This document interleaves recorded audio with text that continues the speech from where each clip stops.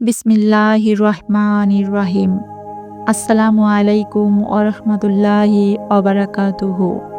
প্রিয় ভাই ও বোনেরা, কেমন আছেন? আশা করি মহান আল্লাহর রহমতে সবাই ভালো আছেন। একটি ছোট্ট আমল, মাত্র কয়েক সেকেন্ড সময়, আর এই আমলই হতে পারে আপনার জান্নাতের চাবিকাঠি। আজ আমরা জানব এমন একটি আমল সম্পর্কে যেটা হয়তো আমরা অনেকেই জানি, কিন্তু খুব কমই তা নিয়মিত করি। চলুন শুরু করি আজকের হৃদয়স্পর্শী আলোচনা। প্রিয় দর্শক, রাসূল সাল্লাল্লাহু আলাইহি ওয়াসাল্লাম বলেছেন, যে ব্যক্তি উজু করল এবং তারপর বলল, আশহাদু আল্লা ইলাহা ইল্লাল্লাহ ওয়াহদাহু লা শারীকা লাহ ওয়া আশহাদু আন্না মুহাম্মাদান আবদুহু ওয়া রাসূলুহু, অর্থাৎ আমি সাক্ষ্য দিচ্ছি যে আল্লাহ ছাড়া কোনো উপাস্য নেই, তিনি এক, তার কোনো শরিক নেই।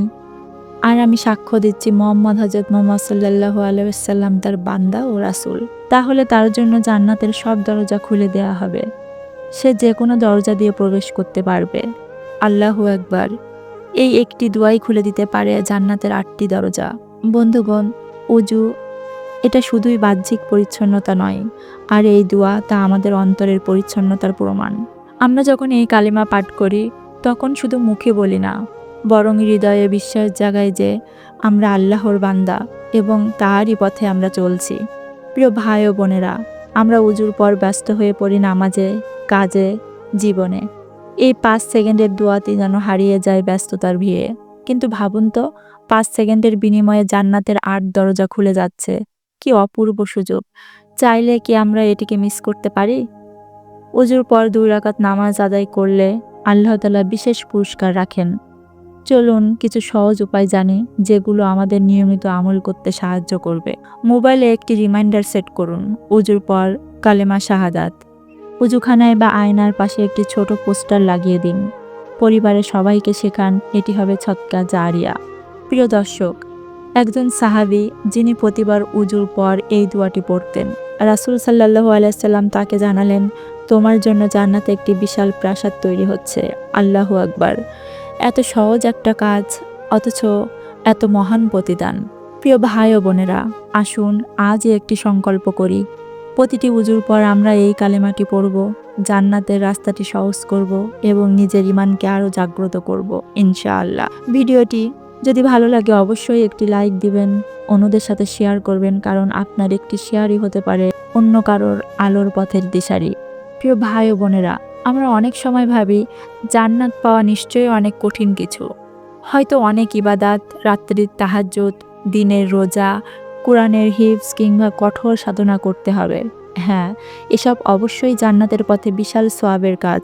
তবে আল্লাহর রহমত এতটাই অসীম, তিনি আমাদের জন্য এমন ছোট ছোট আমলের দরজা খুলে দিয়েছেন, যেগুলোর মাধ্যমে আমরা সহজেই তার সন্তুষ্টি ও জান্নাত লাভ করতে পারি। উজুর পর এই কালিমা পাঠ করা তার অন্যতম এক নিদর্শন। আপনি মাত্র একবার উজু করলেন, মুখে কিছু শব্দ বললেন, আর আল্লাহ খুলে দিলেন জান্নাতের সব দরজা। ভাবুন তো, কতটা দয়াময় আমাদের প্রভু।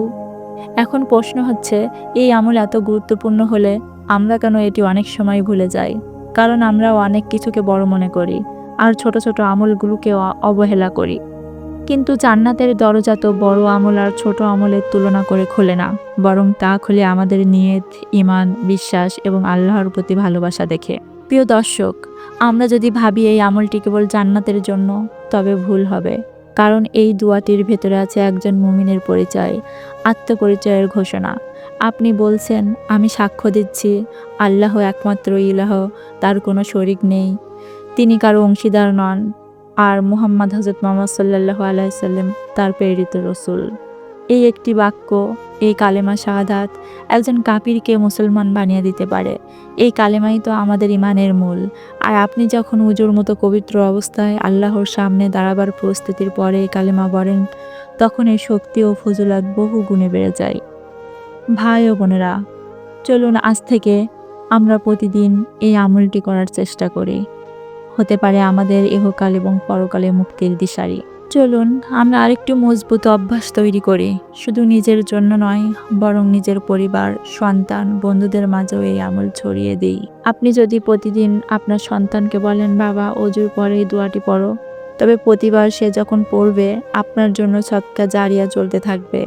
হয়তো একদিন সে অন্যদের শিখাবে এবং আপনি পরকালেও সেই সোয়াবের ফল ভোগ করতে থাকবেন। তাই সকলকে আমি আহ্বান করব, আমার প্রিয় মা, ভাই, বোন এবং বন্ধুরা, যারা আমার এই ভিডিওটি দেখছেন, অবশ্যই আজকে থেকে চেষ্টা করবেন এই ছোট্ট অথচ মহামূল্যবান আমলটি আমাদের জীবনে একটি অংশ হিসাবে গ্রহণ করার জন্য। অজু এমনিতেই একটি পবিত্র বিষয়। অজুর পর আমাদের শরীর মন দুটোই অনেক পবিত্র থাকে। অজুর পরে আল্লাহকে ডাকার পরে আমাদের মন থেকে মনে হয় অনেক বড় একটি পাথর ছড়ে গেছে। মনে হয় আমরা আল্লাহর খুব নিকটে, খুব কাছের, এবং এই বিশ্বাসও আমাদের ভিতরে জাগে যে আমরা আল্লাহকে এখন ডাকলেই আল্লাহ আমাদের ডাক শুনবে। সুতরাং অজুর পর আমরা এই দোয়াটি অবশ্যই পড়ার চেষ্টা করব, কারণ তখন আমাদের শরীর মন থাকে একদম পবিত্র। আল্লাহর রাসূল সাল্লাল্লাহু আলাইহি সাল্লাম বলতেন, তোমাদের মধ্যে সর্বোত্তম ব্যক্তি সেই যে কোরআন শেখে এবং অন্যদের শেখায়। তেমনি ছোট ছোট আমলও যখন আমরা নিজে করি এবং অন্যদের শেখাই, তখন তা আমাদের জন্য দ্বিগুণ রহমত ও নেকির দরজা খুলে দেয়। এখন থেকে প্রতিবার যখন আপনি ওযু করবেন, মনে রাখবেন আপনার হাতে জান্নাতের চাবি আছে।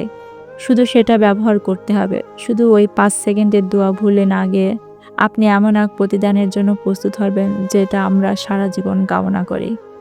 তাই আর সময় নষ্ট না করে চলুন আজ থেকেই সবাই মিলে আমরা এই আমলটি করার জন্য নিজেকে প্রস্তুত করি এবং চেষ্টা করি দিনে ৫ বার উজুর পরে যেন আমাদের এই দোয়াটি আমাদের আমল থেকে মিস না হয়ে যায়। আমরা চেষ্টা করব প্রতিবার উজুর পরে বিশ্বাস, ভক্তি, আল্লাহর প্রতি ভালোবাসা থেকে আমরা এই দোয়াটি করার। তাহলে এর যথাযথ ফলাফল আপনি পাবেন। বন্ধুরা, আমার এই ভিডিওটি যদি ভালো লাগে থাকে অবশ্যই একটি লাইক দিবেন। আপনার মতামত আমাদের কমেন্টে জানাবেন।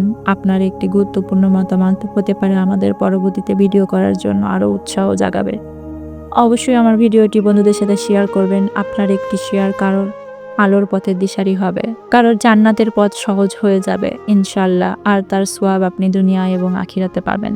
এরকম নতুন নতুন আমল ও দোয়ার ভিডিও পাওয়ার জন্য আমার চ্যানেলটি অবশ্যই সাবস্ক্রাইব করবেন। আবারও দেখা হবে, কথা হবে নতুন কোনো ভিডিওতে, নতুন কোনো আমল নিয়ে। ততক্ষণ পর্যন্ত ভালো থাকবেন, সুস্থ থাকবেন, নিজের খেয়াল রাখবেন। আল্লাহ হাফেজ। আসসালামু আলাইকুম ওয়া রাহমাতুল্লাহি ওয়া বারাকাতুহু।